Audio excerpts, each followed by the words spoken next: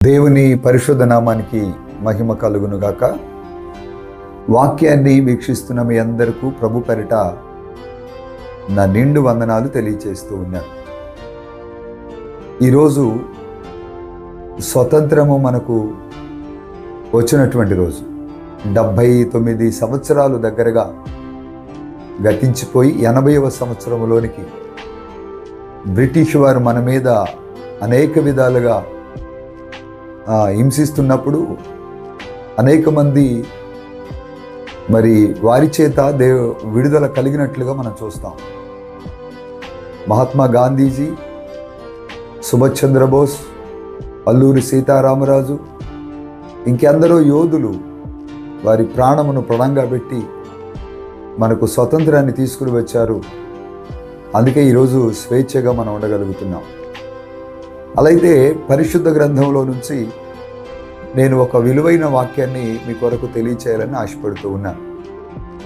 80 సంవత్సరాలులో మనం అడుగుపెట్టాం, మనకు స్వతంత్రత వచ్చింది అనేటువంటి విషయాన్ని మనం ఆలోచన చేస్తే ప్రభు లేఖనం ఏం చెప్తుందో, అపోస్తలుడైన పౌలు ఏమని తెలియచేస్తూ ఉన్నాడో పరిశుద్ధ గ్రంథంలో నుంచి కొన్ని విషయాలు నేను మీతో పంచుకోవాలని ఆశపడుతూ ఉన్నాను.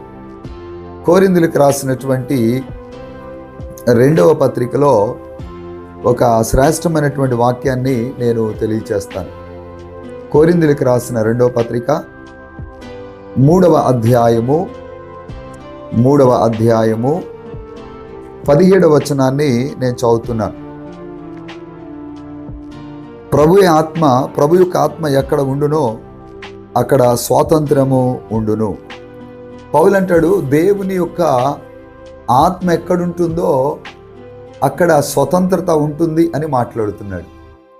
ఇంకా మానవులు స్వేచ్ఛను అనుభవిస్తున్నారు, కానీ వారి అలవాట్ల నుంచి, వారి పాపం నుంచి, వారు కలుగుతున్నటువంటి శాపకరమైన స్థితి నుంచి ఇంకా విడుదల పరచబడలేదు. ఆనాటి బ్రిటిష్ వారి వలన మరి స్వతంత్రత మనకు వచ్చింది, కానీ పరిపూర్ణమైన స్వతంత్రత మనలోనికి రాలేదు అని కూడా దేవుని నామములో మీకు నేను తెలియచేస్తూ ఉన్నాను. అలాగే చరిత్రలో ఒక మాట నేను మీకు చెప్తాను. న్యూయార్క్ అనే ప్రాంతంలో డిసెంబర్ 6వ తారీఖున 1938వ సంవత్సరంలో ఒక అతను జన్మించాడు. అతని పేరు నికీ క్రాజ్ అనేటువంటి ఒక వ్యక్తి న్యూయార్క్ దగ్గరలో ఉన్నటువంటి ఒక పల్లెటూరు ప్రాంతంలో జన్మించాడు. తల్లిదండ్రులు వారు మంత్ర విద్యలు నేర్చుకునేటువంటి ఆ స్థితిలో ఉండేటువంటి వారు. దగ్గరగా అక్కడ పిల్లలు 19 మంది పిల్లలు ఉండేవారట. వారిలో నికీ క్రాజ్ అనేటువంటి వ్యక్తి తల్లిదండ్రులు వీడి సాతాను అనేటువంటి మాట చెప్పాడు. ఎందుకంటే చిన్నతనం నుంచే తన హావభావాలు ఎలాంటివంటే అనేక మందిని హింసించటం, ఇబ్బంది పెట్టడం, అలాంటి స్థితిలో ఉండేవాడట. తన 15వ ఏట ఆ పల్లెటూరు నుంచి న్యూయార్క్ ప్రాంతం వచ్చాడు. వచ్చి ఒక గ్యాంగ్లో జాయిన్ అయ్యి తను అనేక విధాలుగా రౌడీజం చేస్తూ, అనేక మందిని హత్య చేస్తూ, డ్రగ్స్కి అలవాటు పడి చాలా కోపంగా ఉండేవాడట.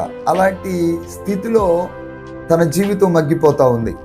15 ఏళ్ల వయసులోనే, యవ్వన కాలంలోనే అన్నిటికీ లోనైపోయాడు. అతను చూస్తేనే భయం వేస్తుంది. ఒక రౌడీగా ఆ న్యూయార్క్ ప్రాంతంలో తను తిరుగుతూ ఉండేవాడట. ఆ ప్రాంతానికి డేవిడ్ అనేటువంటి ఒక దైవజనుడు ఆ ప్రాంతంలో సువార్త ప్రకటించటానికని బయలుదేరి వెళ్ళాడు. వెళ్తే ఆ మోకను, ఆ గ్యాంగిని చూసి డేవిడ్ అనేటువంటి పాస్టర్ గారికి మనసు పరితపించింది. ఎలా అయినా వీరిని ప్రభు దగ్గరికి నడిపించాలి అనేటువంటి ఆలోచనలో వారి దగ్గరకు వెళ్ళి వారిని ఆ వ్యక్తిని అడుగుతున్నట్టయా, దేవుడు నిన్ను ప్రేమిస్తున్నాడు, నువ్వు దేవుణ్ణి కలిగి ఉండు, ప్రభుని తెలుసుకో అని చెప్తే ఆ పాస్టర్ గారిని కూడా చంపడానికి ప్రయత్నం చేశాడట. చాలామంది హాస్పిటల్కి తీసుకెళ్తే సైకాలజిస్టులు ఏమన్నారంటే, వీడు మారటానికి అవకాశం లేదు, వీడు అలా చనిపోవలసింది అనేటువంటి విషయాలను తెలియచేశారట. వాక్యమిట్టున్నటువంటి వారులరా, ఎన్నోసార్లు చెరసాలకు వెళ్ళాడు. పోలీసులు, జైళ్ళు అతను మార్చలేకపోయాయి అని చరిత్రలో చూడగలుగుతాం. అలాంటి క్రూరమైనటువంటి వాడు, విడుదల లేనటువంటి స్థితిలో ఉన్నటువంటి ఒక వ్యక్తి ఎప్పుడైతే పాస్టర్ గారు డేవిడ్ గారు వెళ్ళి అక్కడ వాక్యాన్ని అందిస్తూ ఉన్నారో ఆ పాస్టర్ గారిని కూడా చంపడానికి ప్రయత్నం చేశాడట. ఆ పాస్టర్ గారు చెప్పాడట, నన్ను ముక్కలుగా చంపిన దేవుడు నిన్ను ప్రేమిస్తూనే ఉన్నాడు, దేవుని ప్రేమ నువ్వు పొందుకోవాలని ఆయన కోసం ప్రార్థన చేస్తూ ఉంటుండగా ఒక దినం ఒక బలమైన ఆత్మ నికి క్రాస్లోకి చేరిందట. ఒక బలమైన ఆత్మను అతను పొందాడు. ఆనాటి నుండి తన చెడు అలవాట్లన్నీ మానివేసుకుని దేవుని కొరకు బ్రతకాలి, దేవుని కొరకు జీవించాలి అనేటువంటి ఆలోచనలో అతడు దగ్గరగా 60 సంవత్సరాలు సువార్త పనిలో విరివిగా అనేకమైన ప్రాంతాలకు వెళ్ళి దేవుని సువార్తను ప్రకటించాడట. ఏమంటాం? ఇప్పుడు ఆ వ్యక్తికి విడుదల వచ్చింది, స్వతంత్రత వచ్చింది. వాక్యం వింటున్న వాళ్ళరా, అందుకే ప్రభు చెప్తున్నాడు, మరి నీకు స్వతంత్రత వచ్చిందా? నీకు విడుదల కలిగిందా? ఆ న్యూయార్క్ ప్రాంతంలో రౌడీయిజంగా పోలీసుల చేత కొట్టబడి డ్రగ్స్కి అలవాటైపోయి, మత్తు పానీయాలకు అలవాటైపోయి, పాపములోను నరహత్యలోను అనేక విధాలుగా విడిపింపబడలేని స్థితిలో ఉన్నటువంటి వ్యక్తి దేవుడు మాత్రమే స్వాతంత్రతను దయచేశాడు. దేవునికి మహిమ కలుగునుగాక. వాక్యం వింటున్న వాళ్ళరా, నిజమైన స్వాతంత్రం ఎక్కడుందంటే ప్రభులోనే. దేవుడే నీకు నిజమైన స్వాతంత్ర్యాన్ని ఇవ్వగలిగినటువంటి వాడు. అయితే నువ్వు ప్రభు దగ్గరికి రావాలి.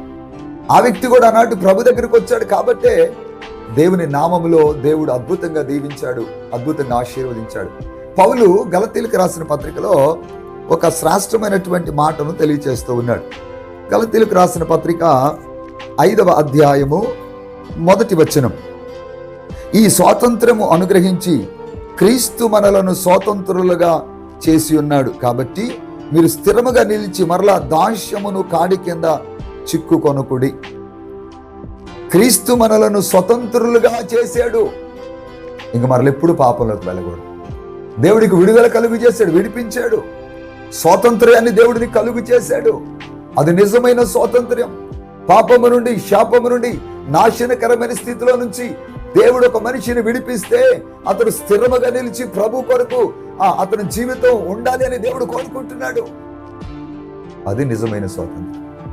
ఈరోజు 79 సంవత్సరాలు అయిపోయి 80 సంవత్సరాలకు వచ్చామని సంతోషపడుతున్నాం, నిజమే, కాదంటలేదు. ఎందరో యోధులు వారి ప్రాణమును పణంగా పెట్టి బ్రిటిష్ సామ్రాజ్యం నుంచి భారతీయులకు విడుదల కలుగు చేశారు. అది చాలా సంతోషకరమైంది. అలా అయితే ఇంకా నీకు స్వాతంత్రం రాలేదు అని చెప్తున్నాను. దేన్ని బట్టి అంటే ఇంకా నువ్వు పాపంలోనే ఉన్నావు కదా, ఇంకా నువ్వు శాపకరమైన స్థితిలోనే ఉన్నావు కదా, దాన్ని బట్టి నీకు ఇంకా విడుదల కలగలేదు. నువ్వు దేవుని దగ్గరకు వస్తే ప్రభు నిన్ను విడిపిస్తాడు, ప్రభు నీకు స్వాతంత్ర్యాన్ని కలుగు చేస్తాడు. పరిశుద్ధ గ్రంథంలో మనం చూడగలుగుతాం. రోమీయులకు రాసిన పత్రికలో 6వ అధ్యాయములో ఒక శ్రేష్టమైన మాట. 6వ అధ్యాయము రోమీయులకు రాసిన పత్రిక 22వ వచనం చదువుతున్నాను. అయినను ఇప్పుడు పాపము నుండి విడిపింపబడి దేవునికి దాసులైనందున పరిశుద్ధత కలుగుటయే మీకు ఫలము. ఎక్కడి నుంచి వచ్చాం? పాపము నుండి ఏమయ్యాం? విడిపించబడ్డాం, పరిశుద్ధులమయ్యాం. అది మనకు ఫలమని ప్రభు చెప్తున్నాడు. నిజమైన స్వాతంత్ర్యాన్ని నువ్వు పొందాలంటే పాప శాప ములో నుంచి విడుదల కలగాలని ప్రభు పెరట నేను ఆశపడుతూ ఉన్నాను. ఈ వాక్యం నీ జీవితానికి ఒకవేళ ఆశీర్వాదాన్ని కలుగు చేస్తే, నిజమైన స్వాతంత్ర్యం నువ్వు పొందాలని అనుకుంటూ ఉంటే దేవుని దగ్గరికి రా. నువ్వే స్థితిలో ఉన్నా, ఎన్ని పాపాలు చేసినా, ఎంత దేవునికి దూరస్తుడు అయిపోయినా, ఒకవేళ మత్తు పానీయాలకు లోనైపోయినా, ఒకవేళ రౌడీ విధంగా తిరుగుతున్నా, ఒకవేళ హత్యలు చేస్తున్నా, ప్రభు దగ్గరికి రా. దేవుడే నిన్ను విడిపిస్తాడు. దేవుడే నిత్యమైన స్వతంత్రాన్ని దేవునికి అనుగిస్తాడు. అందుకే ఆయన ఆత్మన్న చోట స్వాతంత్ర్యం ఉంటుంది. ఆయన ఆత్మను నువ్వు అంగీకరించి హృదయంలోనికి చేర్చుకో, దీవించబడతావు, ఆశీర్వదించబడతావు. అట్టి కృప దేవుడు నీకు అనుగ్రహించునుగాక. ఆమెన్. కళ్ళు మూసుకునండి, మీకోసం నేను ప్రార్థన చేస్తాను. పరిశుద్ధుడా, ప్రేమగల మా తండ్రి, మీకు వందనాలు ప్రభా.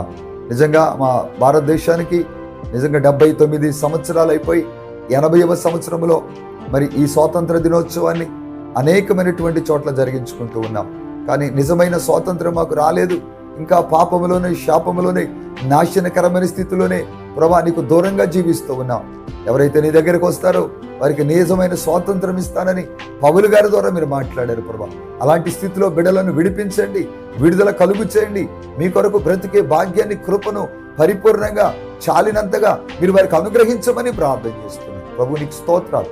ఈవేళ మీ నామలో ప్రార్థన చేస్తుండగా ఓ బలమైన విడుదల మీ నామలో కలుగునుగా కానీ ప్రార్థన చేస్తున్నాను. స్తోత్రాలు ప్రభా. మీలో ఉన్న స్వాతంత్ర్యాన్ని ప్రభా ప్రజలందరికీ మీరు కలుగు చేసి వారిని విడిపించి, వారిని దీవించి, ఆశీర్వదించి, బలమైన కార్యాలు మీరు జరిగించి మీరు మహిమ పొందుకోమని యేసు పరిశుద్ధ ఉన్నత నామమున అడిగి వేడుకుని ప్రార్థన చేస్తూ ఉన్నాము తండ్రి. ఆమేన్. ఇప్పుడు తండ్రి ప్రేమ, కుమారుని కృప, పరిశుద్ధాత్మ సన్నిధి సహవాసము వాక్యమున్న ప్రతి బిడ్డకును ప్రత్యేకంగా ఆయన కృప సదా తోడే నడిపించి, దీవించి, ఆశీర్వదించునుగాక. ఆమేన్. మరొకసారి నా నిండు వందనాలు తెలియజేస్తున్నాను. దేవుడు మీ కుటుంబాలను దీవించునుగాక. ఆమేన్.